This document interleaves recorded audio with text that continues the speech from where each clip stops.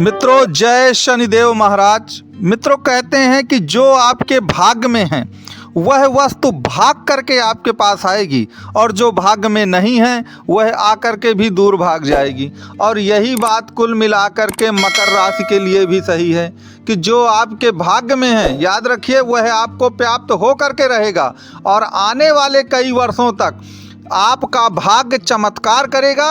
और याद रखिएगा, आप एक सुपरस्टार बन के उभरेंगे। अब कुल मिलाकर के इसके लिए क्या क्या करना होगा? क्या ये ऐसे ही हो जाएगा, बिना कुछ किए हो जाएगा? ऐसा संभव नहीं होता, क्योंकि शनिदेव कर्म के कारक होते हैं। और आपको आज मैं ज्योतिष का वह गूढ़ सूत्र बताऊंगा कि यदि आपने उसका पालन कर लिया तो याद रखिए, आपका भाग्य जो है वह निश्चित तौर पर चमत्कार ही कर जाएगा। इसके लिए आपको करना क्या है कि आप अपनी जो कुंडली है, जो भी आपकी कुंडली है, उस कुंडली में आप ये देखिए कि शनि की उच्च राशि कहाँ पर पड़ती है। अब शनि की आप कहेंगे उच्च राशि क्या होती है, तो उच्च राशि उसकी तुला होती है। और तुला राशि जो है, जो मकर लग्न या मकर राशि के लोग हैं, उनके दसम भाव पर आएगी। जो तुला राशि है वो दसम भाव पे आएगी। यह शनि की उच्च राशि है। और याद रखिए, कोई भी ग्रह अपनी उच्च राशि में हमेशा अच्छा फल ही देता है। यह ज्योतिष का एक सिद्धांत है। तो अगर दसम भाव पर आपके उच्च राशि शनि की आ रही है तो याद रखिएगा कि आपको कर्मों का प्रतिफल तो मिलना ही मिलना है। अगर आप अच्छे कर्म करेंगे तो आपको कर्मों का जो प्रतिफल है वह 100% अच्छा ही मिलेगा। क्योंकि कहा जाता है कि झूठ फलता नहीं है, यह शनि का दंड विधान है और कर्म का फल मिलकर रहता है, यही विधि का विधान है। तो कहने का तात्पर्य मेरे ये है कि चूंकि कर्म भाव पर शनि की उच्च राशि पड़ती है, तो आप याद रखिएगा कि आपको कर्मों का प्रतिफल 100% मिलने ही वाला है। अब यहाँ पर एक चीज़ ये याद रखिएगा कि इन कर्मों के प्रतिफल को, आप तो कहेंगे कि हम तो बड़ा कर्म करते हैं महाराज, लेकिन उसके बावजूद भी कोई प्रतिफल नहीं मिल रहा।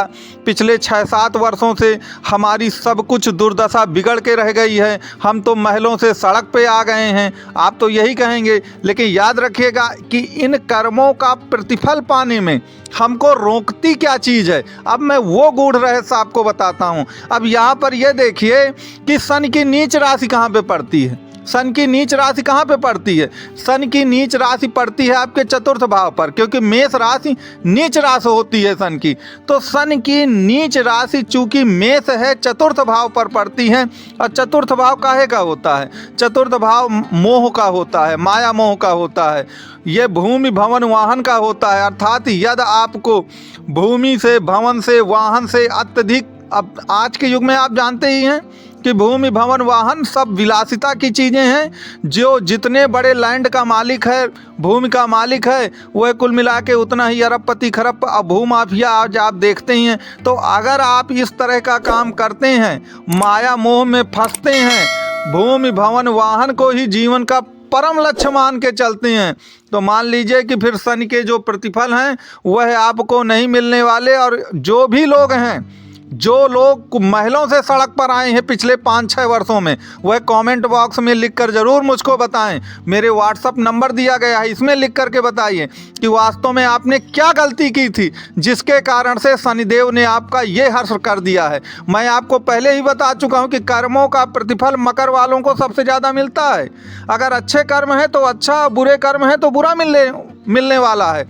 आप कमेंट बॉक्स में इस बात को बताइएगा। और मैंने इसको ज्योतिषी दृष्टि से भी आपको बताया है कि 10वें भाव में चूंकि उच्च राशि होती है शनि की, इसीलिए कर्मों का सबसे ज़्यादा जो फल है वह कुल मिला के मकर राशि वालों को भोगना पड़ता है।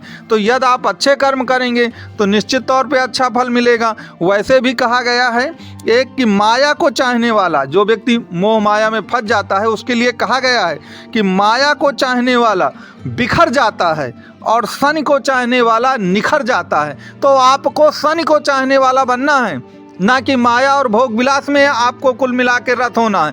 अगर आप ऐसा करते हैं तो फिर यही आपकी गलती है। आप चाहे किस्मत का रोना रो लीजिए, चाहे जिसको भी दोष दे लीजिए, उससे कोई बात बनने वाली नहीं है।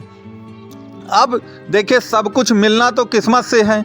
और भाग्य भाव पर अगर आप देखें तो बुध महाराज की उच्च राशि कन्या राशि आती है आपके नवम भाव पर। जैसा कि आप इस चार्ट में देख रहे हैं, नवम भाव पर कन्या राशि आती है। अब कन्या राशि किसकी है? बुध महाराज की है। अब बुध महाराज शनिदेव के परम मित्रों में आते हैं।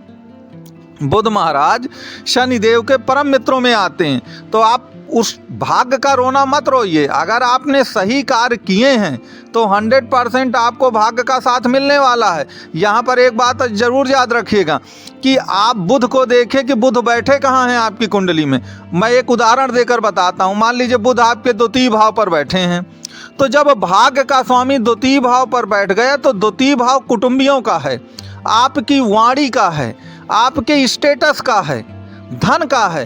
तो कहने का तात्पर्य है कि आप अपनी वाणी का कुछ ऐसा कमाल करिए या कर सकते हैं 100%, जो वाणी ही कुल मिलाकर के आपको कहां से कहां पहुंचा देगी। जैसे मैं आपको बता दूं, जो गीतकार होते हैं वो अपनी वाणी से कमाते हैं, वकील जो पैसा होता है वकालत का वो वाणी से कमाता है। इसके सिवा किसी भी तरह का शिक्षक जो होता है, चाहे वो आपको कुछ भी सिखाता हो, कमाता तो वो वाणी से ही है ना। तो कहने का तात्पर्य है कि आप ये देखिए कि बुध महाराज किस भाव पर बैठे हैं आपकी कुंडली में। सभी लोग मुझे व्हाट्सएप नंबर भी दिया है, कमेंट बॉक्स में बताइए कि बुध महाराज कहाँ पर बैठे हैं आपके। तो जहाँ पर बुध महाराज बैठे हैं भाग्य का स्वामी, यदि वहाँ से संबंधित आप अच्छे कर्म करेंगे तो याद रखिए शनिदेव चमत्कार कर देंगे।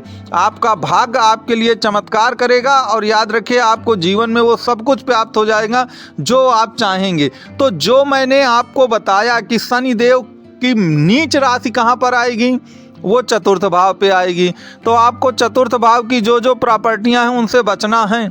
अगर उनसे संबंधित आपने कुछ भी गलत कार्य किया, अब जैसे चतुर्थ भाव माता का भी है, मन के सुख का भी है, अगर आपने अपनी माँ से दुर्व्यवहार किया या उनसे किसी भी तरह अनबन की, तो याद रखिएगा फिर आपको अच्छा प्रतिफल नहीं मिलने वाला है।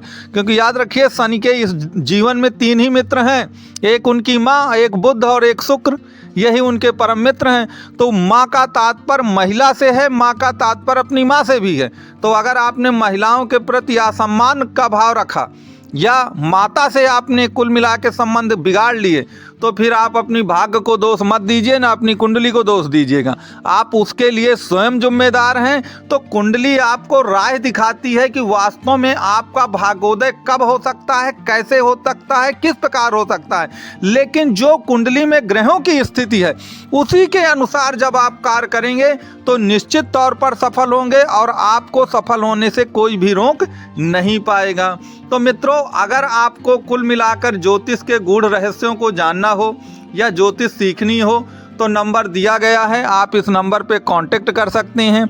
या तंत्र मंत्र की मदद से आप अपने जीवन को धन्य बनाना चाहें तो भी आप कांटेक्ट कर सकते हैं। या कुंडली या ज्योतिष से संबंधित आपकी कोई भी समस्या हो तो दिए गए जो नंबर हैं उस पे आप कांटेक्ट कर सकते हैं, कॉल भी कर सकते हैं और व्हाट्सएप भी कर सकते हैं। लेकिन गंभीर लोग ही इस मुद्दे पर कॉल करें। कृपया अपना समय बिल्कुल आप लोग बर्बाद ना करें। तो आपको मेरी ओर से धन्यवाद है।